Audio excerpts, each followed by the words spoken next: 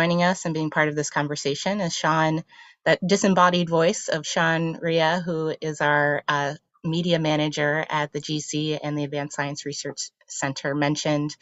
My name is Kendra Kruger. I run outreach and youth programs at the Research Center underneath the Graduate Center, and I'm very pleased to be part of this conversation that some of our SciCom's fellows have organized to really look into what are the overlapping areas of science and art, and how can these two fields really influence each other, and what kinds of amazing collaborations can we build in these spaces. And before we get more into that conversation, I also just wanted to acknowledge, right now in the world, there's a lot of heavy things that are happening, along with all of the mass shootings that have been taking place. The ones that happened this week in Texas, happened last week in Southern California and in Buffalo. That there's a lot of heavy things and a lot of grief and a lot of difficult conversations and emotions that are out there in the world. And first, just to acknowledge that that's out there, because I think it's important not to just ignore these things that are happening.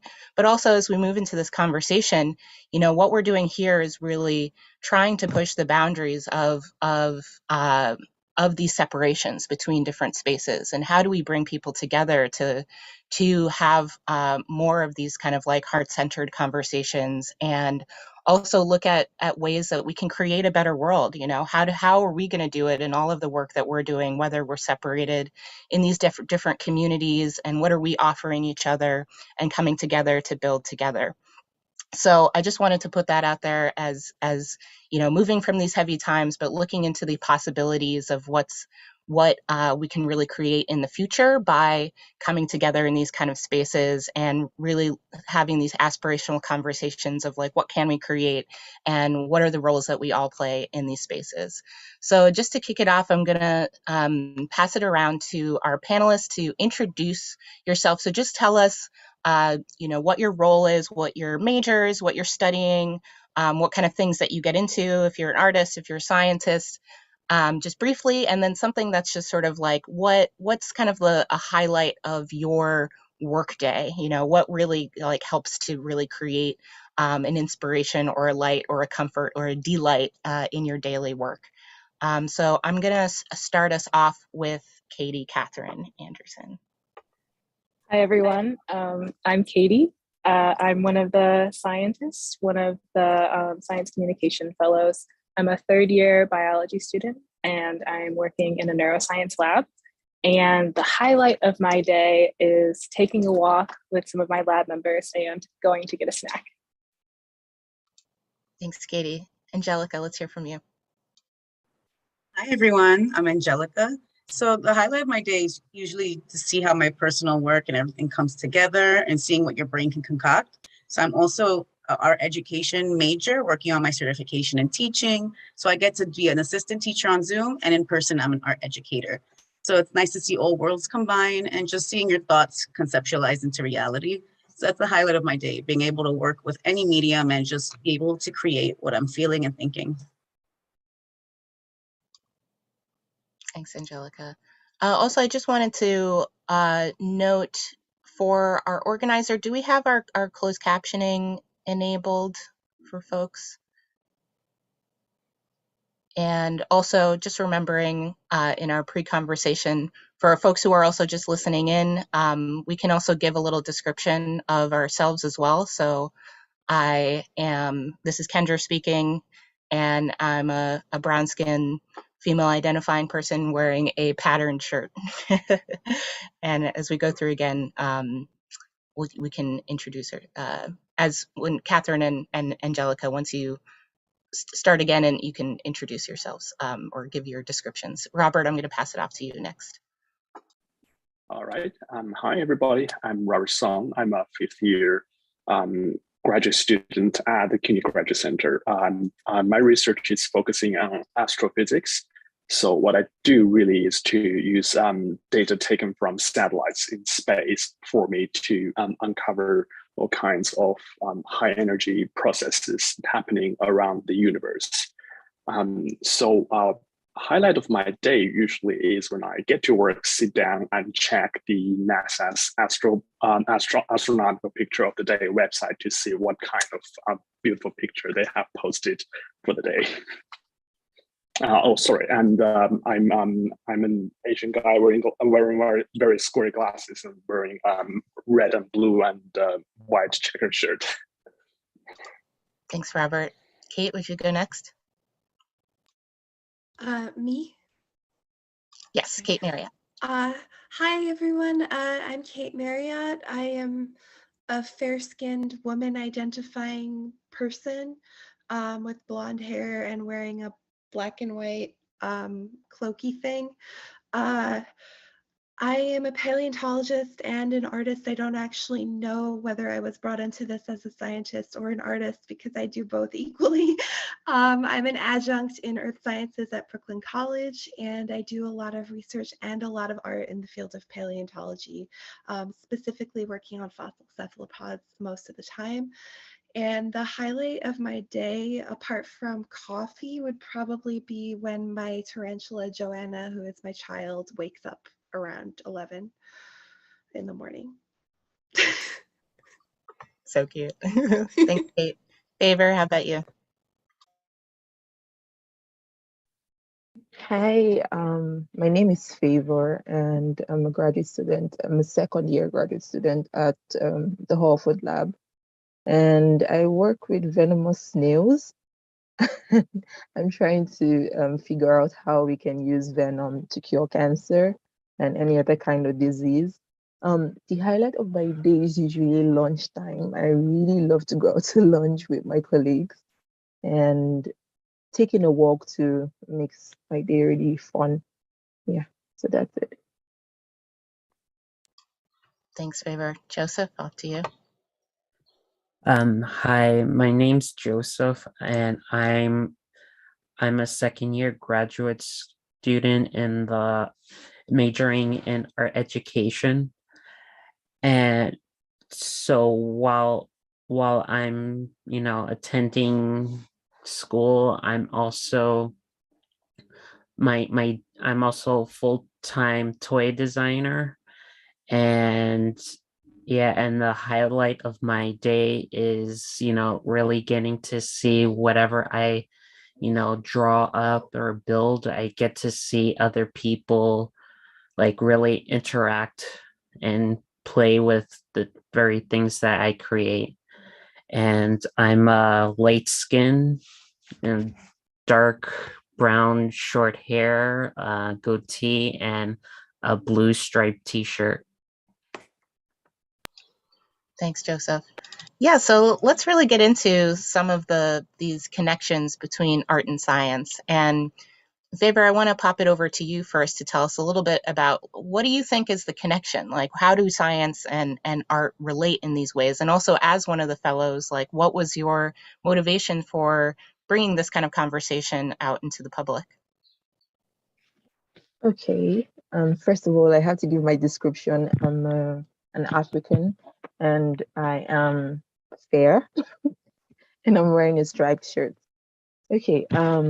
So the idea we had when we started this is a science communication fellowship, and what we want to do is to be able to, as scientists, relay our science to the public and make everyone understand what we're working on, and make it as simple as possible for everyone to understand. Like, give people like the information that we're spawning out every day from what we do.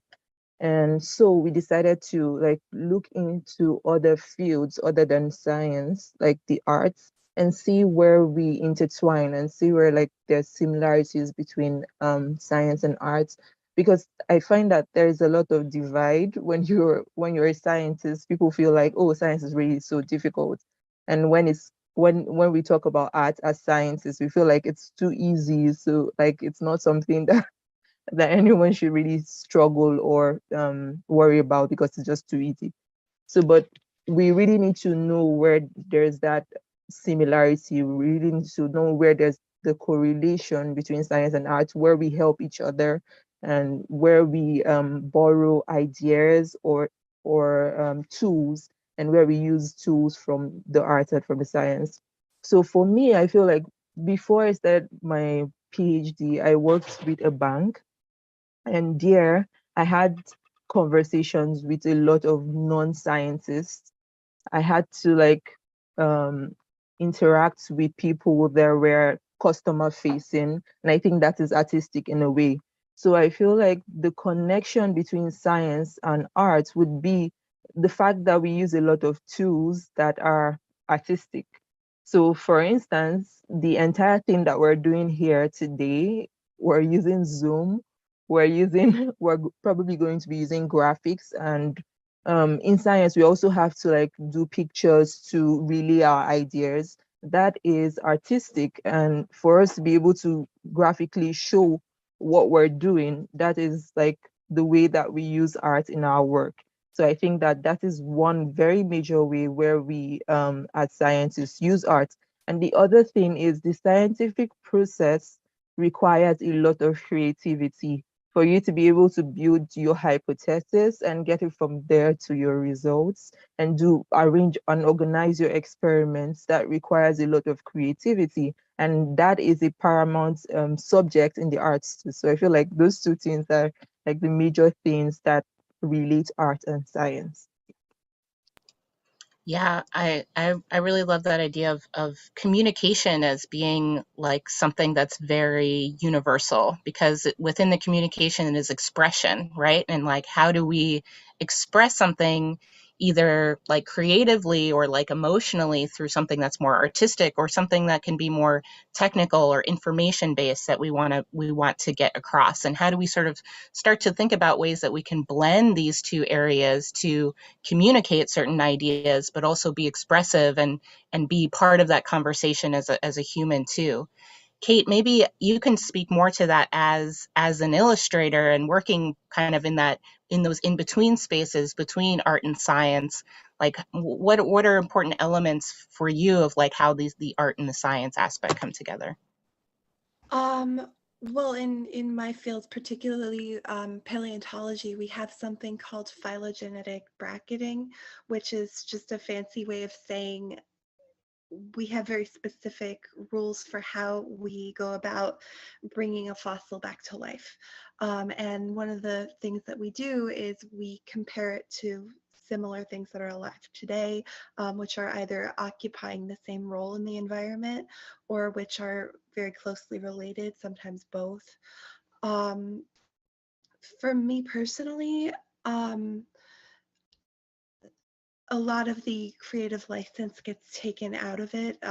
If you really know what you're doing as a science artist, you really want to have some understanding of how to review scientific data and apply it visually. I like to approach illustrations as visual scientific papers every single time, to the best of my ability. There's some things like colors and textures and superficial traits you can't really get much into, and you can be a little wild there if you want to, but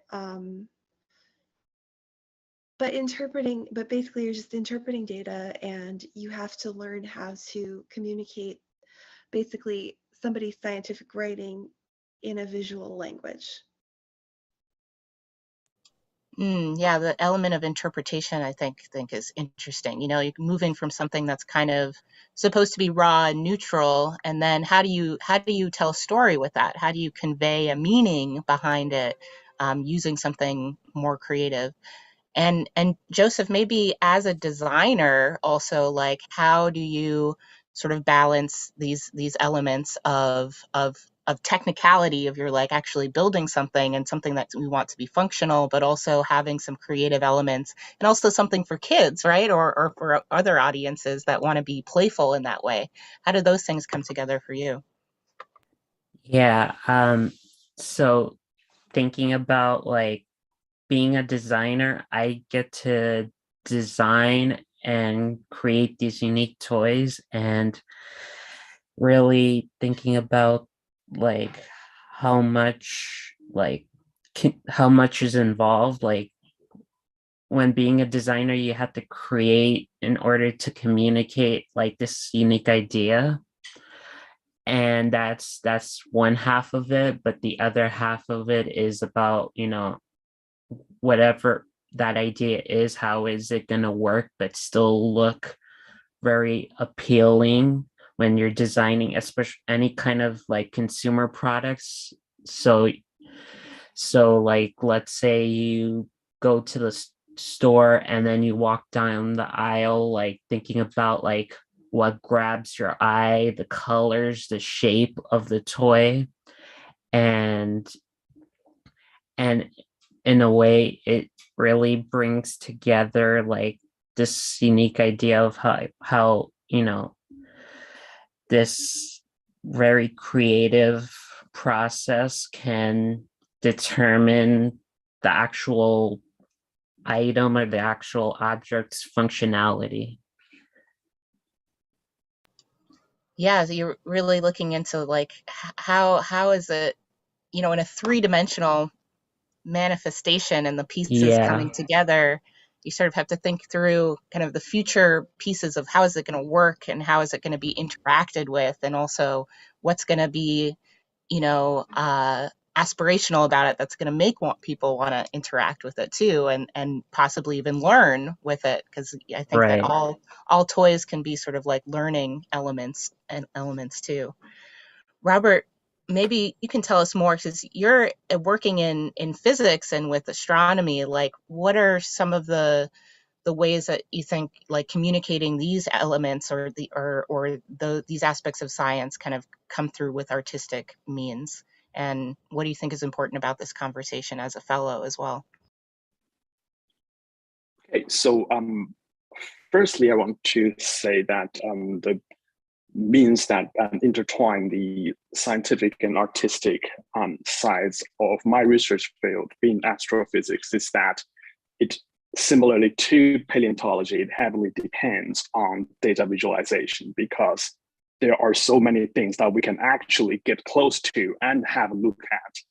There are just only that many things. A lot of the things like we want to study are actually billions and billions and trillions of miles away from us, which is like impossible to actually get an idea of what we're looking at, why it is important to look at those things, and get those ideas out to the public. So it is essentially very important to come up with proper artistic and illustrative ways to visualize either the data that we observe from the objects or from any sort of theoretical model of the object that we are looking at. So I think a very prime example of that is that I'm not sure how many of the people here saw the movie Interstellar. So the illustration of black hole in that movie was actually scientifically accurate. So that movie was actually, the black hole's image in that movie was actually created based on Kip Thorne's theory on black holes and how the strong gravity around the black holes can bend the light into a very weird way that we see the black holes. And of course, now we have the very fabulous Event Horizon Telescope arrays that actually gave us pictures of two different black holes already, which also matches up those images we saw in that movie. So that was for me, that was a very, very mind-blowing example of how the two sides can actually work together to create something beautiful. And if you haven't seen that movie, I strongly suggest you do. It's a really masterpiece. So for that, I think for me, the reason we should have this conversation is that it's important for people to know that science is not that unapproachable. So it is something that we can treasure, we can appreciate, we can admire without the scary aspects of the physics, of the chemistry, of the math that people are normally scared of when they hear about the word science. It's like, okay, I want to stay away from that. When I tell somebody new, somebody I'm just met that I'm a physicist, they're like, okay. They're always like, oh, physics was my worst subject in high school. I'm like, I'm not going to bore you with all the equations and numbers and things. We can still admire what is important, what brings us all this amazing technology, amazing imagery, and everything that we see nowadays in our daily life. So I think it's important for people to know that. Yeah, I think sci-fi is in movies and in books is one of the great examples of the interactions of science and art, and the imaginative force that can combine with scientific knowledge to help us really like imagine new futures, you know, sometimes in positive and sometimes scary ways also, but really to activate that way of thinking in new ways. And Angie, I want to toss it to you to tell us more about like how science comes into your process as an artist and also as an educator, and like is it you know, based on the tools or the strategies that you use, or inspirationally? Tell us more about that. Hi, this is Angie. So I'm going to give my description. So I am a olive-skinned Hispanic Latina woman. I have dark brown, medium length hair and bangs in front, and a white collared shirt. So one major thing about my work, or just art in general, that I feel makes it borderline scientific is just the use of emotion in it. Emotions are science in itself. They're constantly in flux. And what I appreciate and enjoy about art is you're able to put whatever you're feeling into your work, and there's no words. So whoever sees it can feel what they want to feel. They can think what they want. And in itself, art is also used to monitor emotions and mental health. So I think that's so important that these two are heavily connected, but many people don't see it. And just like Robert explained, sometimes science, people are already fearful of it, and art, people think doesn't require much thought or even work. But for me, that's what makes it so much more enjoyable, that other people can feel connected through something, that they don't have to like listen to something per se or read words. It's just the work involved and how anyone can feel and think whatever they want from it. So that's what I think makes it so important in general, just that everyone is welcomed and art is inclusive. Yeah, I really resonate with that. From my standpoint, I see, you know, we tend to separate these two fields into like science as being analytical and art as being intuitive.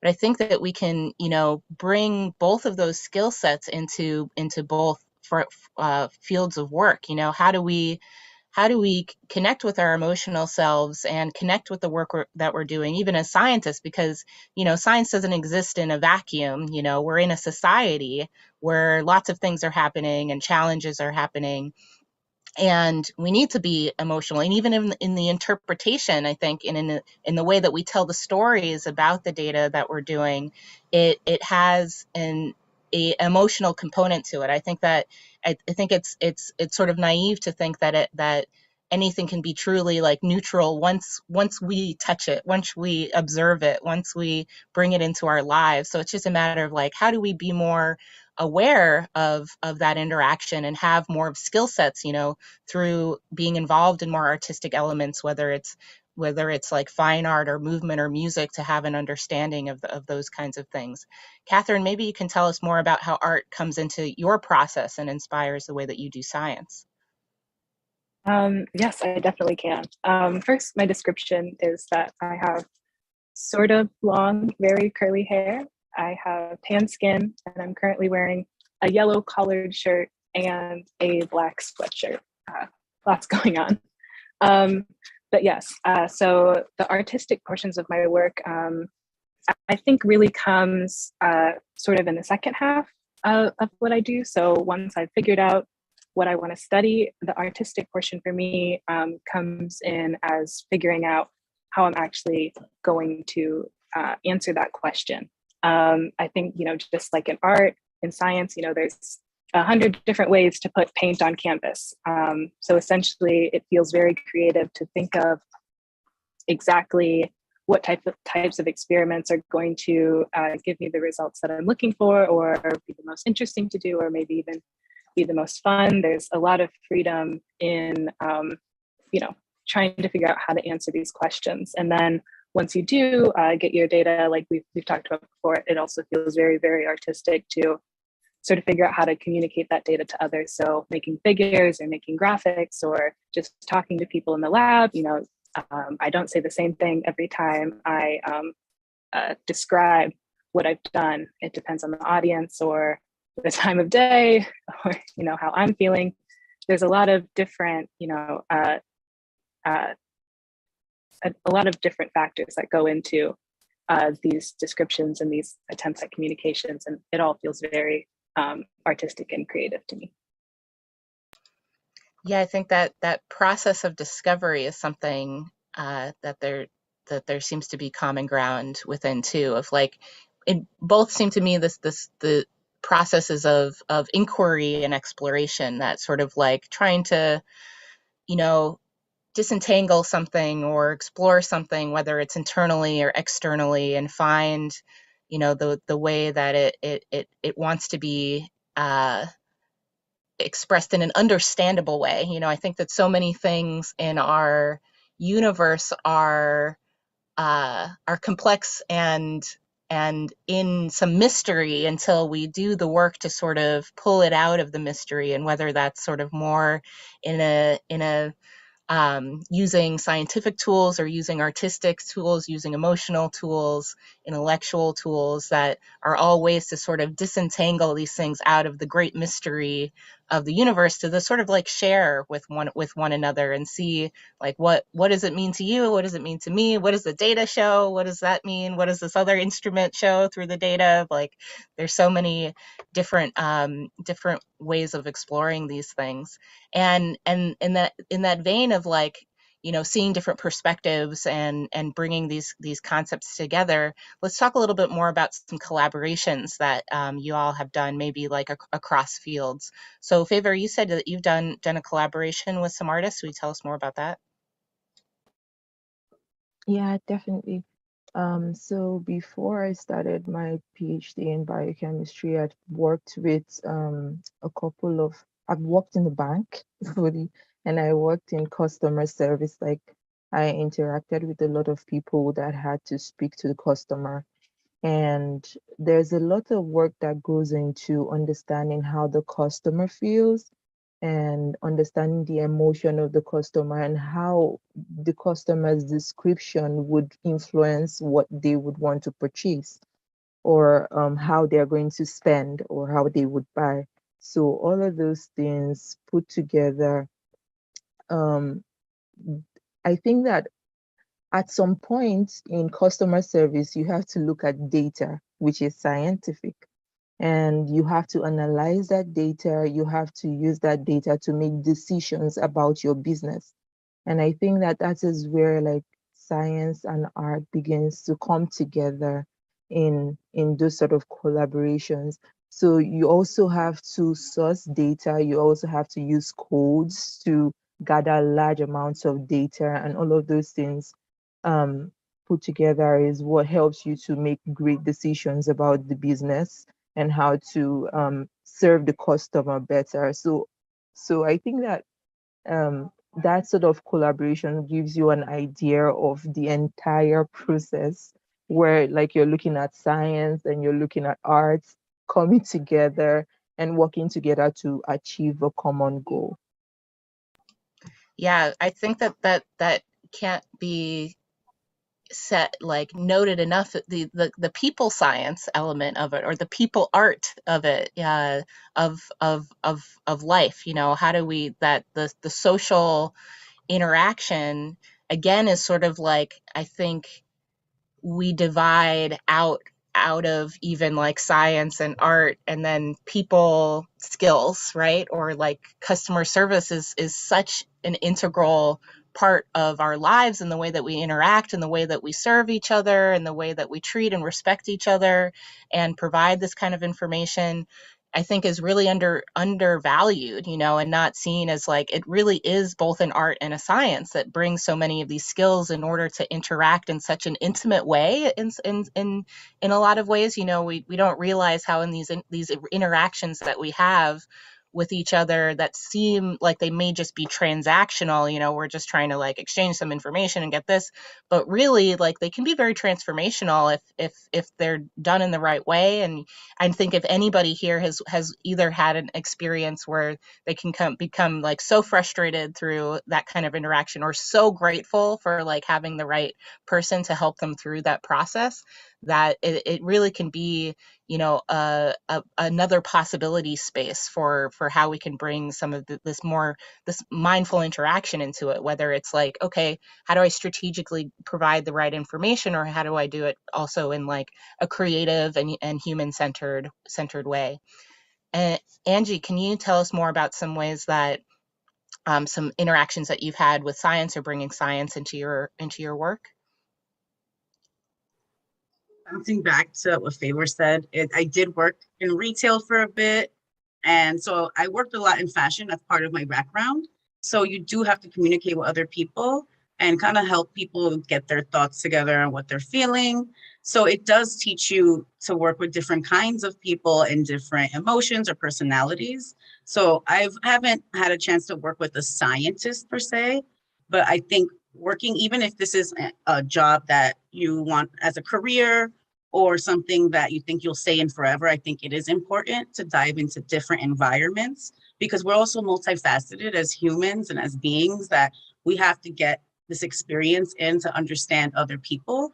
And it just helps you learn and be more comfortable with yourself. So I do see it as an important thing. Even though Zoom has maybe impacted that, I think it's also been helpful because we have been able to connect through so many ways and people all across the globe. And now that we do have the internet, you get to also learn and expose yourself to that.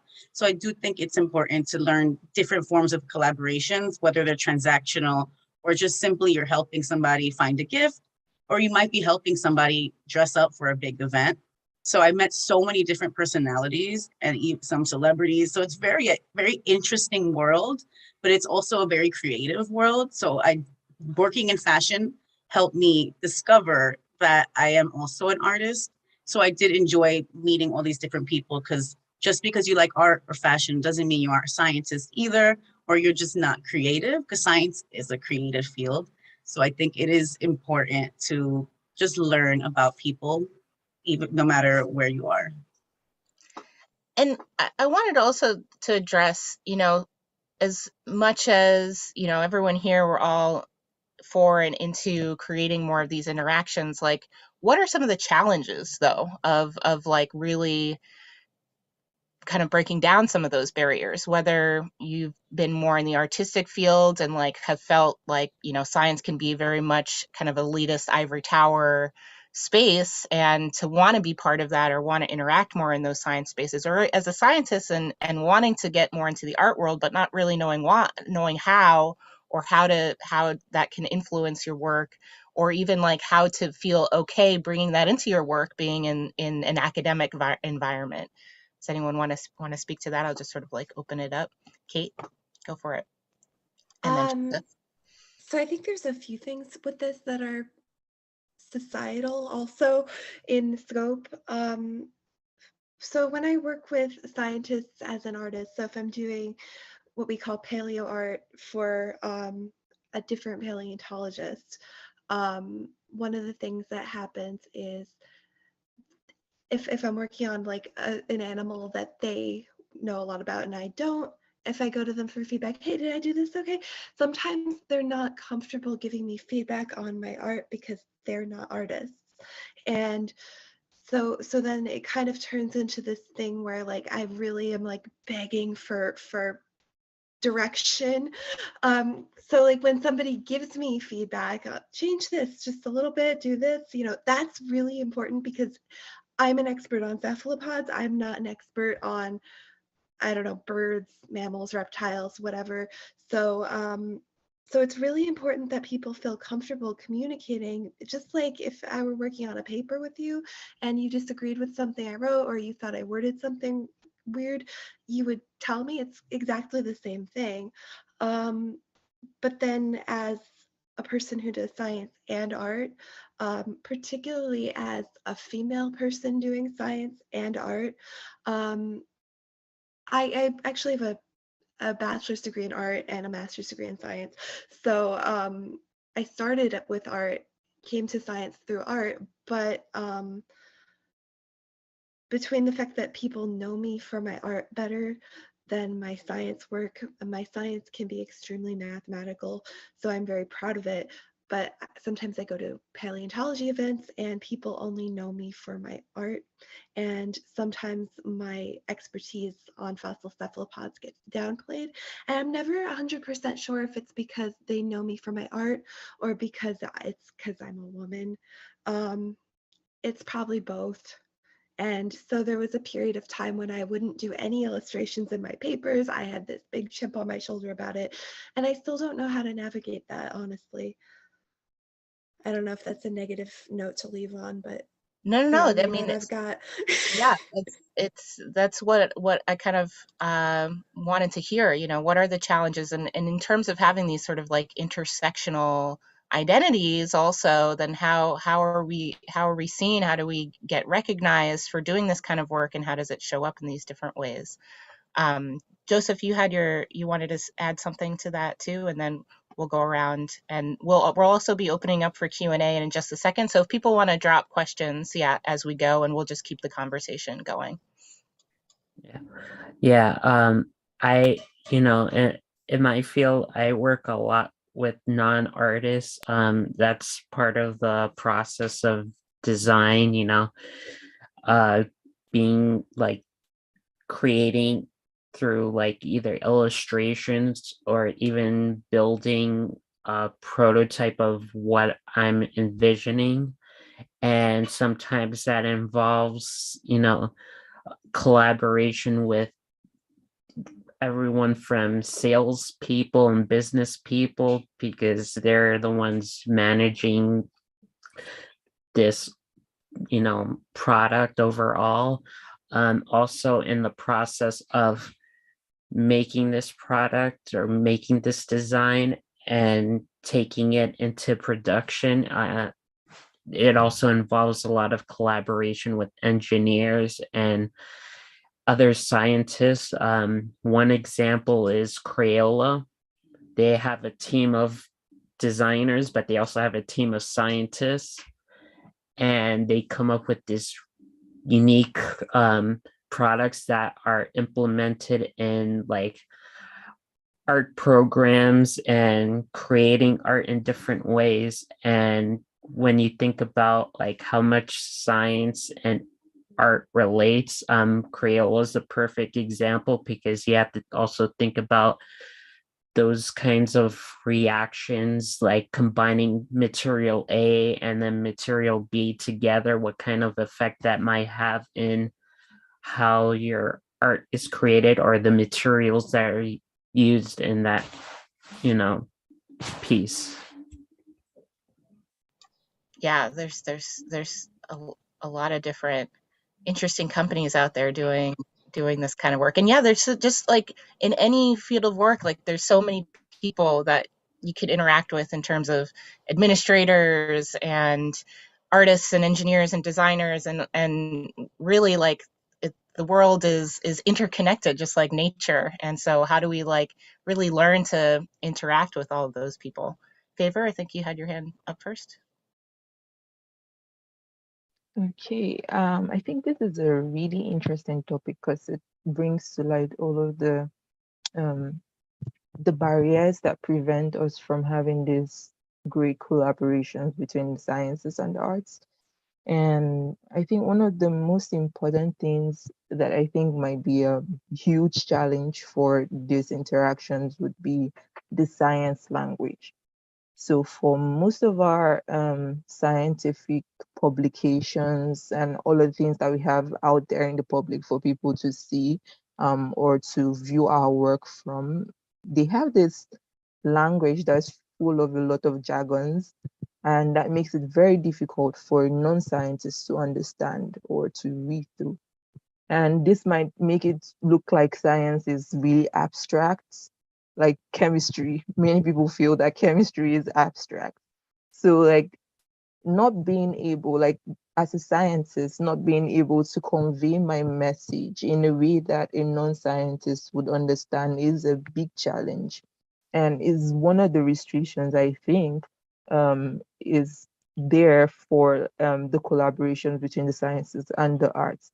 And another thing I feel like might be a challenge is, as a scientist, most times we like to work in silos. We prefer to do the work on our own more than we like to play, like to interact with teams or interact with other people. We like to like solve the problem ourselves. Like we have to figure this out ourselves before going out to try to seek help from other people. And I think that might also be a challenge. And it would be a challenge in the way that we convey our message to the society, because we're doing science not just for ourselves, we're doing science to make the society better. And if we cannot convey our message easily, and if we cannot include the community when we're making our breakthroughs, then we're not really solving any problem. We're just doing it for ourselves. So we have to be able to include, like make our science more inclusive, and we have to be able to converse in a more simple manner. And I think that if we're able to solve those challenges, then we can be able to collaborate better.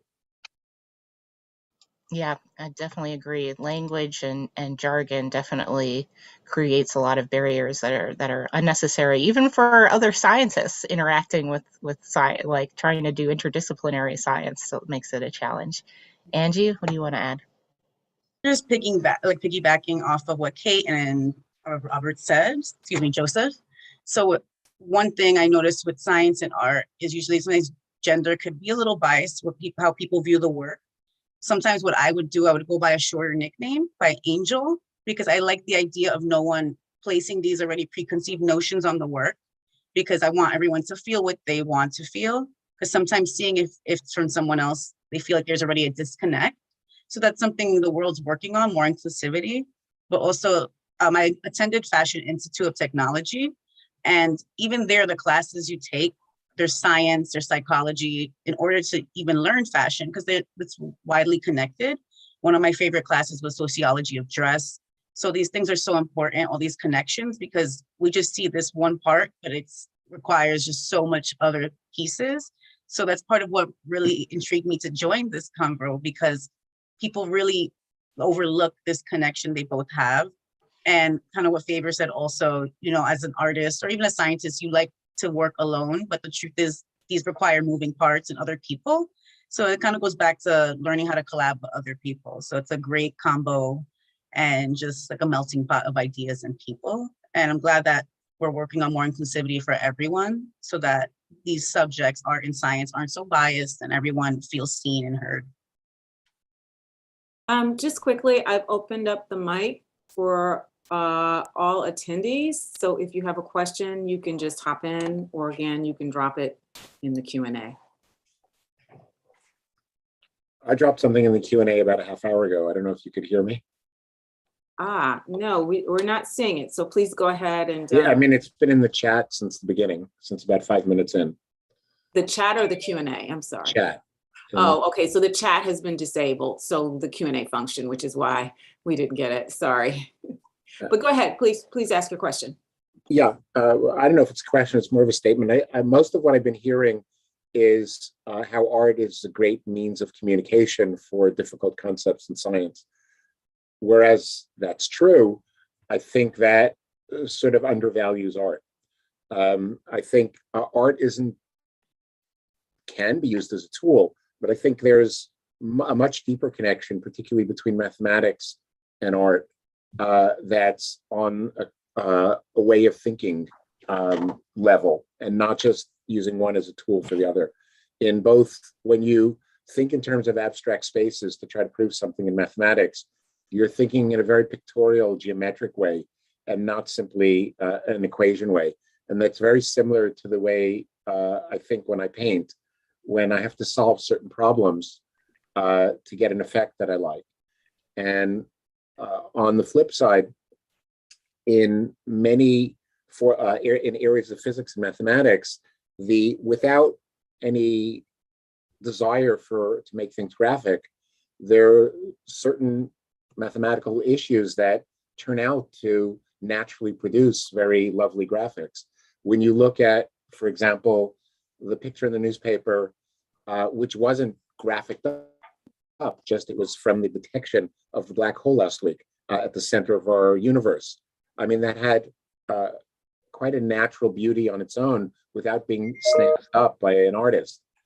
Similarly, anyone who works in dynamical systems and looks at what's called the strange attractor, which is basically the solution to certain types of equations, that when you just look at those solutions, they have a certain dimensionality and a certain form that has beauty to it without being massaged by an artist. So I think we're underselling the art as being in service to the method, to the science. I think the art stands on its own, the science stands on its own, and they have a lot in common as opposed to one being subservient to the other. I could go on, but I think that's probably enough. Yeah, I think we have been sort of talking about the inspiration that can come from one into the other, and how even on a philosophical level, that these different fields can change the way that we see the world, or the way that we show up, or the way that we interact or perceive the world.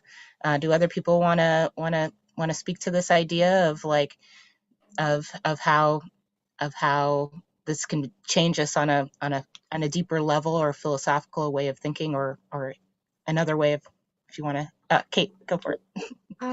Yes, and I don't know if I cut anybody off, but I think you raise a couple of really interesting points.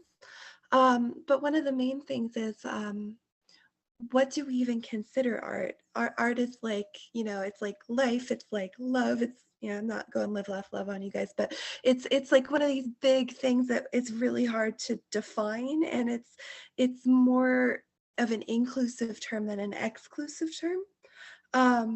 There are more things that we could argue are art than are not. So like when you have images of a black hole in a newspaper, either somebody used some sort of technology, I don't know anything about it, to produce that image, which could be art. Even if you take a photograph, that could be considered art. I don't know that they're subservient to each other when they're brought together necessarily, at least not for me. I think that I always joke that art and science are two ways for me to commune with nature without going outside. That's my answer, I guess. Angie, you want to answer that? One thing I always tell my students from age 6 to even 16 is, art is subjective, and there's no such thing as good or bad art. I think that's what makes some people scared to even call themselves either a creative or an artist, is this fear of that. Because growing up, sometimes maybe you didn't have the right input or even guidance with it.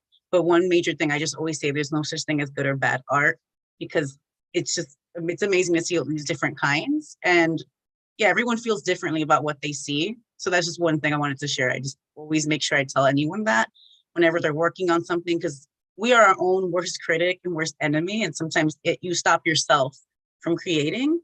So I think it's always important to just acknowledge that no matter how old you are. I wouldn't want to stop someone from creating, but I think it's not reasonable to say there's no such thing as good art. I think to say that, Rivera was not a great artist is demeaning, or Michelangelo. I think I want to encourage everyone to be creative, but to negate the idea that there's good art, I think that's throwing the baby out with the bathwater. Okay, Of course. That's why I say good or bad, just in case.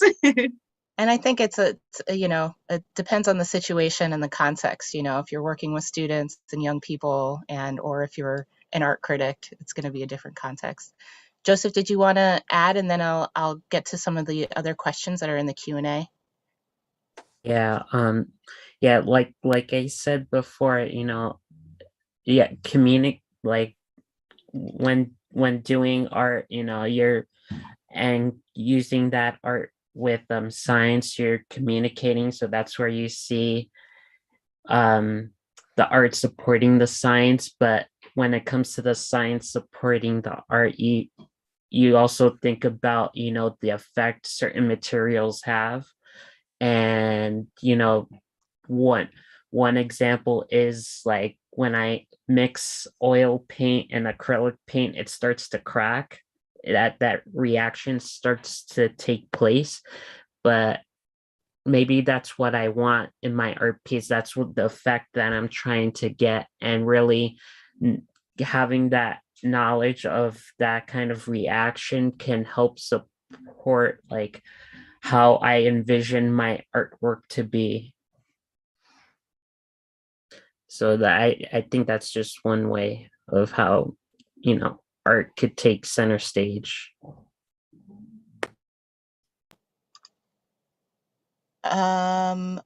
So we did have some other questions in the chat. I'm going to pull multiple directions. So I'm wondering if some of our sciencey folks want to talk to, and you can also, if anybody wants to talk directly to these questions that are in the Q&A. I know we have one that's specifically about jargon, and that jargon may have some part of the issue may be that these things are hard to sometimes describe in using regular language. And so maybe by moving to more creative and artistic processes, it will be easier to have them illuminated pictorially.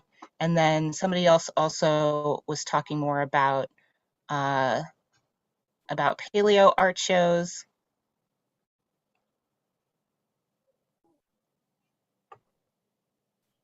And looking at things from different angles. Yep. I have Kate, opinions maybe. on both of these. I don't know if I'm taking up too much space, but I do have opinions on both questions.